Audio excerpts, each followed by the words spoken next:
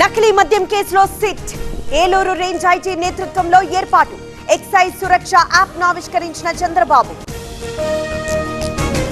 అడ్లూరిని రెచ్చగొట్టి విమర్శలు చేయించారు.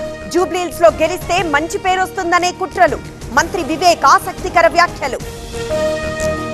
వివేక్ వ్యాఖ్యలు ఆయన విఘ్నతకే వదిలేస్తున్నా ఎవరు ఎవరిని అవమానిస్తారో చర్చకు సిద్ధం. మిగిసిన వివాదాన్ని మళ్లీ తెరపైకి తెచ్చారన్న అడ్లూరి.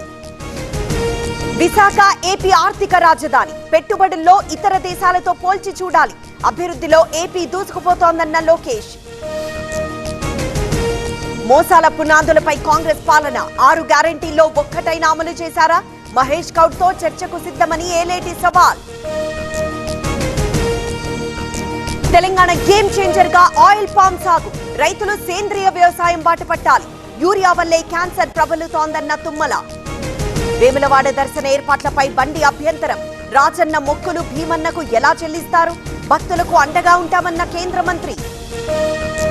శాస్త్ర ప్రకారం రాజన్న ఆలయం అభివృద్ధి. భక్తుల విశ్వాసానికి అనుగుణంగా పనిచేస్తాం. సూచనలను గౌరవిస్తామన్న ఆది శ్రీనివాస్. జోడల్లో చిక్కుకున్న 12 మంది కార్మికులు. వారితో ఫోన్లో మాట్లాడిన హరీష్ రావు. తెలంగాణకు రప్పించేందుకు కృషి చేస్తామని భరోసా. బీసీ సంఘాల ఆందోళనకు మద్దతిస్తాం. మంత్రుల వివాదం అనేది మా కుటుంబ సమస్య. సీఎం రేవంత్ తో మాట్లాడానన్న మహేష్ గౌడ్. జూబ్లీహిల్స్ నుంచే జైత్ర యాత్ర ప్రారంభం కావాలి. కారు కావాలో బుల్డోజర్ కావాలో తేల్చుకోవాలి. అభివృద్ధి జరగాలంటే కారుకు ఓటేయాలన్న కేటీఆర్. పీసీసీ చీఫ్ కు ఎవ్వరిపై ఫిర్యాదు చేయలేదు. వివాదాన్ని ముగించాలని మాత్రమే కోరాను. మేడారం పనుల అంశంపై సీతక్క ప్రకటన. బల్క్ డ్రగ్ పార్క్ కు వ్యతిరేకంగా నిరసన. స్థానికులతో మాట్లాడతామని అనకాపల్లి కలెక్టర్ హామీ.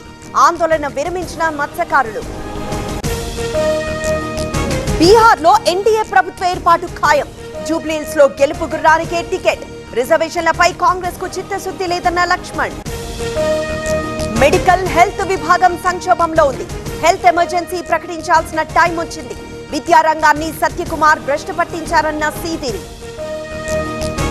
బీజేపీ నేత మధుకర్ ఆత్మహత్య కలిచివేసింది. కుటుంబానికి న్యాయం చేస్తామన్న గడ్డం వినోద్. కారణమైన వారిపై చర్యలు తీసుకోవాలని ఆదేశాలు. విశాఖ స్టేడియం గ్యాలరీ స్టాండ్ కు మిథాలీ రాజ్ పేరు. 3వ గేట్ కు రావి కల్పన పేరు. ఆవిష్కరించిన ఐసీసీ చైర్మన్ జైషా లోకేష్. కరీంనగర్ లో ఆర్ఎస్ఎస్ రూట్ మార్చ్. పాల్గొన్న కేంద్ర మంత్రి బండి సంజయ్. రామ్నగర్ నుంచి చైతన్య కాలేజ్ వరకు కవాతు. బీజేపీ కేంద్ర ఎన్నికల కమిటీ సమావేశం. బీహార్ అభ్యర్థుల ఎంపికపై చర్చ.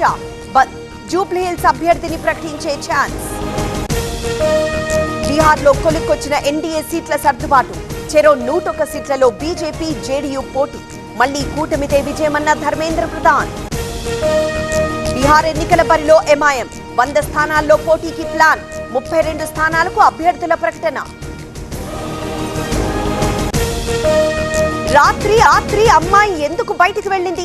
యాజమాన్యాలు జాగ్రత్తగా వ్యవహరించాలి.